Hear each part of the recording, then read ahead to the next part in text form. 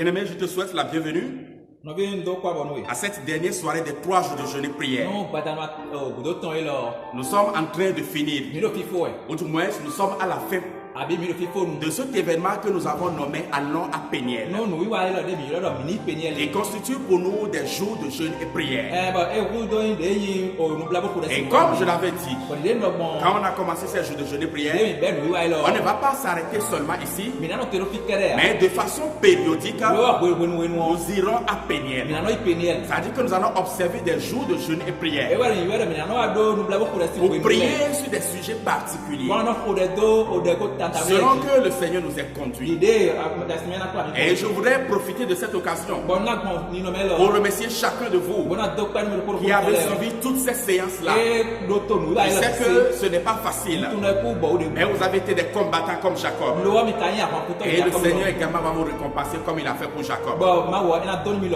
Merci à tous les intervenants qui ont dirigé les prédications et les prières. Et à vous tous qui nous suivez de l'extérieur. Je vous salue au nom de Jésus-Christ de Nazareth. Je profite pour saluer l'église de Saint-Dégbé et il nous suit aussi. Que le Seigneur nous bénisse. La première soirée, nous sommes réunis autour d'un thème. Jacob demeura seul. La deuxième soirée, quel est ton nom? C'est une question que l'ange a posée à Jacob lorsque la lutte était venue à un moment donné et que l'ange voit qu'il doit partir parce que le jour est en train de s'approcher. Il s'est tourné vers son adversaire et il a dit: quel est ton nom? Jacob, sans réfléchir, sans utiliser la ruse, il a dit directement à l'ange: mon nom est Jacob. Et c'est là qu'il lui a donné un autre nom. Et comme on l'avait dit, ce nom en réalité est une révélation de ce que Jacob était déjà, de ce que la Bible a déjà, ou bien Dieu a déjà mis sur Jacob, mais qui était caché par le caractère, qui était caché par la vie de Jacob. Le jour-là, l'ange a enlevé ce qui cachait ce nom, et Jacob a eu la révélation de sa destinée. Ce soir, je voudrais nous entretenir sur un autre thème que j'ai intitulé Il le bénit là. Il le bénit là. Lisons ensemble dans Genèse chapitre 32, verset 24 au verset 29. Genèse 32, 24 à 29. La Bible déclare ce qui suit. Jacob demeura seul. Alors un homme lutta avec lui jusqu'au lever de l'aurore. Voyant qu'il ne pouvait le vaincre, cet homme le frappa à l'emboîture de la hanche. Et l'emboîture de la hanche de Jacob se démit pendant qu'il luttait avec lui. Il dit: laisse-moi aller, car l'aurore se lève. Et Jacob répondit: je ne te laisserai point aller que tu ne me bénis. Et il lui dit: quel est ton nom? Et il répondit: Jacob.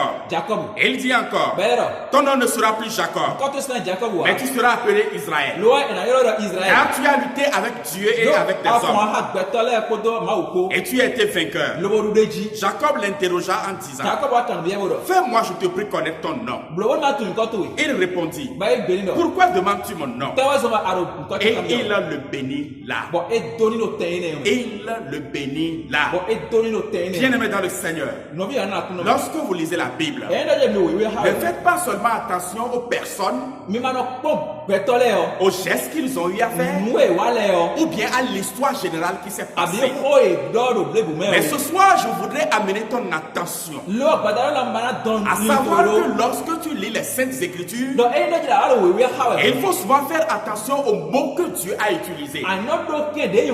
Chaque mot que Dieu a utilisé dans la Bible a son importance. Et il n'y a aucun mot en surplus. Et il n'y a pas aussi de mots qui soient oubliés. Chaque mot a sa place. Et je voudrais m'arrêter sur un mot ce soir pour pouvoir te parler. Et le mot sur lequel je veux m'accentuer, c'est le mot là. Il le bénit là. Le mot là. Voyez-vous, nous sommes en Afrique. Et surtout en Afrique de l'Ouest. Et vous savez que ici chez nous, les mots ont une très grande importance. C'est pourquoi quand vous vous adressez à quelqu'un et que la conversation arrive à un certain niveau donné, la personne commence par te demander: est-ce que toi-même tu prends bien soin des mots que tu es en train de faire sortir? Est-ce qu'en son temps tu peux te rappeler les mots que tu viens de prononcer? Ou bien si on revenait encore sur le sujet, ou si on veut régler le problème qui se pose aujourd'hui, tu peux encore te rappeler les mots que tu viens de prononcer, parce que les mots ont une importance pour nous. Et de la même façon également, dans la culture de la Bible, chaque mot a son importance. Et le mot qui est important pour nous ici, c'est le mot là. Il le bénit là. Dieu le bénit là. Là signifie quoi et là c'est où? Là c'est le lieu de rendez-vous de Jacob et de Dieu. La Bible dit que quand Jacob avait déjà pris le chemin, il a rencontré des anges. Et quand il les a rencontrés, rien ne s'était passé. Ils ne se sont même pas parlé. Mais les deux se sont dépassés. Mais arrivé à un moment donné, il a rencontré un autre ange. Et c'est là que la bagarre s'est engagée. Pourquoi? Parce qu'à cet endroit-là, Dieu a fixé un rendez-vous à Dieu. Et cet endroit est le là de Jacob et de Dieu. Le là, c'est encore l'endroit où Jacob a parlé une fois franchement à Dieu. Quand Dieu lui a dit: quel est ton nom? Rusé que Jacob était, menteur que Jacob était, il pouvait commencer par dire des mensonges à Dieu. Mais il a su que ça c'est un rendez-vous divin. Si je commence encore par cacher ma nudité devant Dieu, je vais repartir avec mes maladies. Je vais repartir avec mes problèmes. Et il a parlé franchement. Et il dit: je m'appelle Jacob, c'est-à-dire menteur, hypocrite, trompeur. C'était là, son là. Le là encore, c'est là où Jacob s'était déclaré prêt pour suivre les recommandations de Dieu. Regardez très bien la vie de Jacob. Avant que Jacob ne vienne là, il était menteur. Il était trompeur. C'est un orgueilleux qui était fier de lui-même. Mais quand il est venu là, Dieu lui a dit: à partir de ce jour, ton nom ne sera plus Jacob, mais ton nom sera Israël. Et en même temps, Jacob a pris un engagement de ne plus marcher comme Jacob, mais désormais de marcher comme Israël. Là, c'est encore quoi? C'est là où Dieu a dépouillé complètement Jacob. Et il a dépouillé complètement. Et il a rempli maintenant Jacob. Oh, quand la lutte s'était engagée, Jacob avait certaines choses en lui. Bien, écoute-moi très bien ce soir. Ce n'est pas pour rien que quand la lutte là est finie, Jacob a commencé à boiter. Dieu l'a en fait dépouillé de son orgueil. Avant il était droit, il était fier, et il bougeait comme il voulait. Peut-être qu'il dépassait tout le monde de la terre. Et quand il passe, on le voyait de très loin. Mais Dieu l'a dépouillé de cette fierté humaine. Il l'a dépouillé de cet orgueil. Et il a démis la boîte de sa hanche. Pour que désormais, quand Jacob est en train de passer, on ne le voit plus de loin. Il ne peut plus bomber le torse. Parce que Dieu l'a dépouillé de quelque chose. Mais Dieu l'a également rempli. Je voudrais dire quelque chose à quelqu'un ce soir. Je suis en train de parler à un homme. Je suis en train de parler à une femme. À un jeune qui est en train de me suivre actuellement. Toute personne, à un moment donné de sa vie, ou bien périodiquement dans sa vie, il a toujours un là aussi qui intervient. Lui, à un moment donné de ta vie, il va arriver que tu vas venir à ton lac. Là, ce n'est pas forcément un endroit géographique. Mais là, c'est l'endroit où Dieu te donne des instructions. C'est le moment où Dieu te parle, où Dieu te révèle certaines choses. Et il s'attend obligatoirement que tu puisses lui obéir sans discuter avec lui, sans avancer des arguments. Et en retour, il va bénir également ton obéissance. Écoute-moi très bien et retiens ce que je vais encore répéter. Tu peux oublier tout ce que je t'ai dit, parce que tout à l'heure, quand je vais finir de prier, je vais me lancer dans une série de bénédictions sur le peuple et sur toute personne qui est en train de m'écouter. Quand je parle de là et que je dis que Dieu a béni là, le là dont je suis en train de parler, ce n'est pas que tu vas te retirer sur une montagne de prière. Ça peut être dans ta chambre, ça peut être dans un temple, ça peut être dans ton véhicule, ça peut être sous ta douche, ça peut être dans la rue, ça peut être n'importe où. Mais c'est un moment qui arrive dans ta vie. Et par rapport à une situation, tu entends Dieu te donner des recommandations. Tu as entendu Dieu qui t'a parlé et tu prends l'engagement d'obéir à ce que Dieu t'a dit. Et en retour, Dieu va bénir ton obéissance. Je n'ai pas dit que Dieu va te bénir, mais j'ai dit que Dieu va bénir ton obéissance. Ça veut dire que si tu viens là, à ce rendez-vous de Dieu, si ton obéissance est grande, ta bénédiction également sera grande.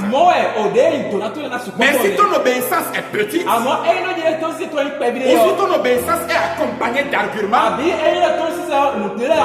de discussions avec Dieu, la bénédiction de l'Éternel Dieu aussi serait ralentie dans ta vie. Je l'avais dit qu'on a commencé ces 3 jours de jeûne et prière, que si pendant ces 3 jours, chacun de nous peut reconnaître que c'est un rendez-vous avec Dieu, et que lorsque tu es en train de prier, Dieu aussi va te parler, que tu peux écouter Dieu et les instructions qu'il t'a données. Tu peux marcher selon ces instructions. Ce 3e jour, je te dis, au lieu où tu prendras la décision d'obéir à Dieu, à ce même endroit, Dieu va te bénir là. Tous les hommes de la Bible ont eu leur là. Abraham a eu son là. Quand Dieu lui a dit un jour, je veux jauger ton obéissance, je veux voir combien de fois tu m'obéis. C'est vrai que je t'avais fait des promesses, mais à un moment donné, tu as menti à Abimelech. Bien que j'ai dit que je vais te protéger, j'ai dit que je vais te donner un enfant. À un moment donné, tu es allé dans la couche de ta servante et tu lui as fait un enfant. Maintenant, je t'ai donné la promesse que je t'avais dit il y a déjà 25 ans. Je veux maintenant jauger ton obéissance. Je vais t'amener à un rendez-vous. Et à ce rendez-vous-là, tu vas sacrifier l'enfant que tu as entre les mains. L'enfant de la promesse. Et quand ils sont arrivés à leur là, alors Dieu lui a dit, sacrifie-moi ton enfant. Quand il a vu qu'Abraham a obéi, la Bible dit que Dieu lui a dit, laisse. Maintenant je sais que tu m'aimes. Là c'est un lieu décisif. Je t'amène aujourd'hui à un endroit bien au moment décisif de notre journée prière, où tu vas dire à Dieu, je me décide maintenant à obéir aux recommandations que tu m'as données. Jacob également a eu son là. Il a menti à tout le monde. Il a marché selon son nom. Mais cette nuit-là était son là. Et Dieu lui a dit, désormais tu vas laisser ce nom-là. Jacob a dit, je vais suivre tes instructions. Tu es en train de faire le même travail dans la vie de quelqu'un actuellement. Il a déjà commencé dans la vie de quelqu'un depuis le jeudi. Dès que tu m'avais écouté, tu as commencé à te rappeler certains engagements, certaines décisions que tu avais déjà prises avec Dieu, que tu as eu le temps d'oublier, ou même tu n'as pas oublié, mais à un moment donné, tu as reporté l'obéissance. Tu as dit, après je vais obéir à ça. C'est vrai que j'ai pris cet engagement. C'est vrai que j'ai fait cette promesse à Dieu. Et je lui ai même dit, si tu me fais tel, je te ferai tant. Il l'a fait. J'ai dit, après je vais obéir. Ce soir, Dieu te rappelle encore cet engagement. Il te rappelle cette décision. Maintenant, nous sommes arrivés à là. Le labeur douloureux dans ta vie. Quand Dieu te rencontre là, ça peut être très douloureux dans ta vie. Parce que c'est le moment où tu vas te dépouiller de tout ce que tu as de plus cher. Mais c'est aussi le lieu où il choisit de te remplir, de te rencontrer et de te bénir.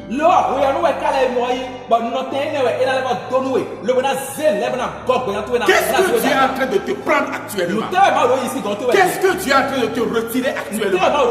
Depuis le jeudi qu'on a commencé, quand tu te mets à genoux, tu ne commences pas à prier. Qu'est-ce qu'il te rappelle pour te dire, mon fils, pour te dire, ma fille, telle chose, rappelle-toi ceci, mais que tu continues toujours à lutter avec Dieu comme Jacob. Nous sommes arrivés à un moment ce soir où Dieu veut prendre la décision de te bénir. Et il veut te bénir là. C'est-à-dire, si tu te laisses dépouiller complètement pour qu'il te remplisse à nouveau. Si tu te laisses, il te retire ce qu'il y a en toi. Il te retire cette vie. Il te prend ce que tu as de plus cher pour te remplir désormais. Ton là, ça peut être le lieu où Dieu décide de t'humilier devant la face du monde. Te faire perdre la face devant tout le monde. Mais ce sera aussi le lieu de ton élévation. Si tu acceptes de respecter tes engagements. Regardez Jésus-Christ de Nazareth. Dans l'Épître aux Hébreux, il a dit que les gens se sont moqués de lui. Les méchants se sont moqués de lui. Mais regardant la gloire qui était devant lui, il a décidé de n'écouter personne. Il a accepté d'être humilié. On l'a injurié. Il a accepté la honte. Mais en même temps qu'il a accepté ça là, qu'il a respecté son engagement, en même temps Dieu lui a donné le nom qui est au-dessus de tout. Dieu veut te donner un nom là où tu es. Parmi ceux qui font la même affaire que toi, Dieu veut te donner un nom parmi eux. Ceux qui ont le même atelier comme toi dans la vie, ceux qui font le même commerce comme toi, Dieu veut te donner un nom parmi eux. Mais il est en train de te parler de quelque chose que toi seul tu sais, qui résonne dans ton cœur. Là où tu es en train de m'écouter actuellement, depuis le jeudi, tu te bagarrais par rapport avec Dieu. Tu parlais sur ça avec Dieu. Tu cherchais des moyens pour contourner encore. Comme tu l'as toujours fait d'habitude. Mais Dieu m'a envoyé ce soir pour sonner sa parole dans ton cœur. Accepte de respecter ton engagement. Accepte de marcher selon le nom qui t'a été donné. Et Dieu va bénir cette obéissance-là. Comme il a fait avec son fils Jésus-Christ. Ton là, c'est le lieu où Dieu décide d'oublier tout ce que tu étais auparavant pour te donner une nouvelle identité, pour te donner une nouvelle vision. pour te donner une nouvelle mission. La vie de Moïse est un exemple que nous devons regarder. Quand il quittait l'Égypte, il ne quittait pas l'Égypte comme un enfant de Dieu, non. Mais il quittait l'Égypte comme un magicien. Parce qu'il était resté chez Pharaon. Et Actes chapitre 7 nous dit qu'il a été instruit dans la sagesse des Égyptiens. Et quelle est la sagesse des Égyptiens? C'est la magie à l'époque. C'est ce qu'on lui a enseigné. C'est ce qu'on lui a appris. Mais quand il est venu à son lac, dans le désert, et il a vu le buisson ardent. Quand il s'est approché de ce buisson-là, Dieu a changé son identité. De magicien qu'il était auparavant. De magicien qu'il était auparavant. Il a abandonné sa vie-là en même temps. Et Dieu a commencé par lui donner une nouvelle mission. Et il dit, voici ce pourquoi je t'ai envoyé dans ce monde. Voici ce pourquoi tu es né. Voici la vision que j'ai prévue pour toi. Retourne encore en Égypte et va sauver mon peuple. Tu es en train de vouloir redonner une mission à quelqu'un. Quelqu'un qui est appelé pour le ministère. Quelqu'un qui est appelé pour un ministère prophétique. Qui est en train de m'écouter actuellement. Et qui avait commencé à faire ça. Comme Moïse. Mais il a commencé très mal. À un moment donné, tu as abandonné ce ministère-là. Ton caractère, ta vie se sont mêlés à ton ministère. Et aujourd'hui, tu es en train de perdre ce ministère-là. Tu es en train de t'inviter là. Parce qu'il veut te donner un autre mandat. Il veut te donner une autre offre de mission. Mais il veut que tu te dépouilles de toi-même. Parce qu'il veut te bénir là. Ce soir est la soirée de bénédiction. Parce que nous sommes venus là. Et c'est là que Dieu veut nous bénir. Bien-aimé, le là dans ta vie, ça peut être en fait le moment où Dieu va enlever les interventions humaines de ta vie. Et c'est lui seul qui va intervenir. Lui seul qui va tout faire. J'ai prêché une fois ici dans cette église. Et je vais donner une parole de connaissance à certains. Je nous disais que certaines personnes, il est mieux pour eux que les parents les oublient, que les oncles les oublient, et que Dieu prenne la place. Mais des fois, quand tu viens là dans ta vie, quand tu viens à ce rendez-vous avec Dieu, Dieu renvoie tous ceux-là qui t'entourent. Et quelquefois même ceux qui sont supposés être bienfaiteurs, il les renvoie de ta vie pour faire lui-même le travail, afin que la gloire revienne à lui. Jacob était arrivé à son là. Quelqu'un est-il à son là actuellement? Et il est en train de m'écouter. Dieu t'a fait traverser des moments depuis le jeudi. Il t'a parlé depuis le jeudi. Il t'a rappelé des choses depuis le jeudi. Il a attiré ton attention sur des engagements, sur des promesses que tu lui as faites. Peut-être hier quand il changeait ton nom, il te rappelait encore la mission qu'il t'a donnée. Il te rappelait les engagements qu'il y a en toi et lui. Maintenant il t'attend là pour te bénir au lieu de ton obéissance. Lorsque nous arrivons là et que nous suivons les instructions de Dieu, voici les bénédictions qui nous suivent. C'est les bénédictions que Jacob a reçues à cet endroit-là. Il a eu la bénédiction de changement de son identité. Dieu l'a brisé. Dieu l'a cassé. Dieu l'a brisé complètement. Pour dire au monde entier que ce n'est plus Jacob, mais c'est lui qui a pris la place. Demandez-vous une question. Pourquoi est-ce que l'ange a démis la hanche de Jacob? Si Jacob était encore bien debout et qu'il rencontrait Esaü, une bagarre peut encore s'engager. Parce que Esaü peut se dire, il est encore revenu tout fier. bien long, bien haut, comme il a quitté ici. Alors il faut que je le casse maintenant. D'ailleurs, j'ai beaucoup de personnes plus que lui. Mais quand Esaü a vu son frère, un homme qui marchait en boitant et en venant vers lui, qu'est-ce qu'il peut encore faire? Il a vu un homme qui était complètement faible, quelqu'un qui ne pouvait plus lutter, et il s'est dit, il vaut mieux faire la paix avec cette personne-là. Bien aimé, si tu as besoin de te briser actuellement, si tu as besoin de te casser actuellement, c'est qu'il veut te vider de toi-même. C'est une bénédiction. Il veut te rendre faible pour prendre maintenant la place. Et c'est quand nous allons nous décider à devenir faible selon Dieu, à sentir notre incapacité selon Dieu, c'est en ce moment que Dieu commence par agir. La deuxième bénédiction que l'on trouve lorsque Dieu nous bénit là, c'est que c'est Dieu lui-même qui nous bénit. Oh, j'ai eu les yeux ouverts lorsque j'étudiais ce texte pour venir prêcher. J'ai vu quelque chose dans la vie de Jacob. Sa mère l'a béni. Son père l'a béni. Son oncle et beau-père l'a béni. Mais Dieu lui-même ne l'avait jamais béni auparavant. Puis Dieu ne lui faisait que des promesses.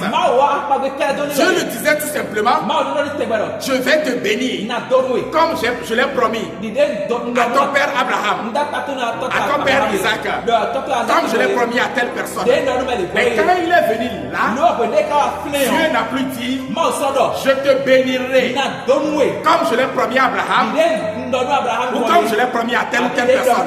Mais la Bible dit que Dieu lui-même l'a béni. Avant, c'est les hommes qui l'avaient béni. Mais quand il est venu là, c'est Dieu lui-même qui l'a béni. Que Dieu lui-même bénisse quelqu'un parmi nous ce soir. Celui qui est en train de m'écouter, tu as reçu la bénédiction de tout le monde. Tu as reçu l'application des options d'huile. Ton père spirituel t'a béni. Ta mère spirituelle t'a béni. Ton oncle spirituel t'a béni. Tout ce que tu as de spirituel t'a béni. Mais jusqu'à présent, rien ne bouge dans ta vie. Il te reste l'imposition de la part de la main de Dieu. Et ce soir, je parle sur ta vie. Partout où tu te trouves actuellement. Et que tu es sous l'influence de ma voix. De même que Dieu m'a communiqué ce message. La bénédiction que tu auras ce soir sera de la part de l'imposition de la main de Dieu lui-même. Dieu lui-même t'imposera les mains. Lui-même te donnera une vision. Lui-même te donnera une mission. Lui-même te donnera une onction. Et c'est ça qui marquera la différence dans ta vie personnelle, dans tes affaires, dans tout ce que tu as en train de faire. La troisième bénédiction, si tu laisses Dieu te toucher et qu'il te débrouille complètement, et tu viens là, non seulement tu es béni, mais tu deviens également une source de bénédiction pour les autres. Depuis que Jacob était né, et il n'a jamais béni quelqu'un. Son père Isaac a béni des gens. Abraham a béni d'autres personnes. Mais Jacob n'a jamais béni quelqu'un. Bien qu'il avait les promesses, bien qu'il avait une option qui l'accompagnait, il n'était pas encore devenu une source de bénédiction. Mais quand il a rencontré Dieu là, et que Dieu l'a béni là, à partir de ce jour, il est devenu une source de bénédiction. Quand il s'était présenté devant Pharaon, normalement, selon les lois spirituelles, c'est Pharaon le roi qui devait le bénir. C'est Pharaon qui devait lui dire, tu es béni, viens, tu peux partir. Mais la Bible dit que c'est lui qui est l'inférieur. C'est lui qui a béni Pharaon qui est le supérieur. Dieu a fait de Jacob une source de bénédiction. Dieu veut faire de toi une source de bénédiction. Dieu seulement si tu peux te mettre à genoux devant lui là. Dans ton moment de souffrance, Dans ton moment de douleur, dans ton moment de maladie, Dieu veut te bénir là. Et quand tu vas te lever, non seulement tu auras la solution, mais il veut faire de toi une source de bénédiction. Quelle bénédiction peut encore obtenir là? On obtient la vie de Dieu. Ce n'est plus la vie biologique. C'est ce qu'on appelle la vie Zoé. Jacob a dit, j'ai vu Dieu face à face. Et mon âme a été sauvée. Jacob a reconnu le jour là qu'il a reçu une vie qui est entrée dans son âme. Il avait la vie auparavant, mais c'était la vie des hommes. Cette vie ne peut laisser aucun héritage à quelqu'un. Mais quand il a reçu la rencontre avec Dieu, il a dit, maintenant j'ai reçu une autre vie. Dieu veut te communiquer la vie. Quelle est la dernière bénédiction? Quand Dieu te bénit là, il y a un soleil qui se lève dessus. Genèse 32, verset 31. La Bible dit, le soleil se levait lorsque Jacob passa Péniel. Jacob boitait de la hanche. Jacob boitait de la hanche. Mais il y avait un soleil qui s'était levé sur lui. Est-ce que c'est une parole pour quelqu'un parmi nous ce soir? C'est une parole pour quelqu'un qui est en train de m'écouter, qui est en train de me suivre actuellement? Bien-aimé dans le Seigneur, il boitait de la hanche, mais le soleil s'est levé. Quelle que soit la situation que tu as traversée, tu peux être en train de boiter de la hanche n'importe comment. Un soleil va se lever sur toi. À moins que tu ne sois pas venu à Péniel. Si tu viens effectivement à Péniel, que tu as rencontré Dieu, que tu as été seul, que l'ange a lutté avec toi, que tu as eu le changement de nom, un soleil se lèvera sur toi. Et je finis ce soir en disant à quelqu'un, après ces 3 jours de jeûne et prière, que le soleil de la guérison se lève sur toi, que le soleil de la promotion se lève sur toi, que le soleil de la profession se lève sur toi, que le soleil de l'onction se lève sur toi, que le soleil du ministère se lève sur toi, que le soleil de l'argent se lève sur toi, que le soleil des dons spirituels se lève sur toi. Même si tu boites de la hanche, que le soleil se lève sur toi et il se lèvera sur toi parce que tu es là, le lieu de l'obéissance, et Dieu te bénira en retour. Reçois la bénédiction de Dieu. Amen.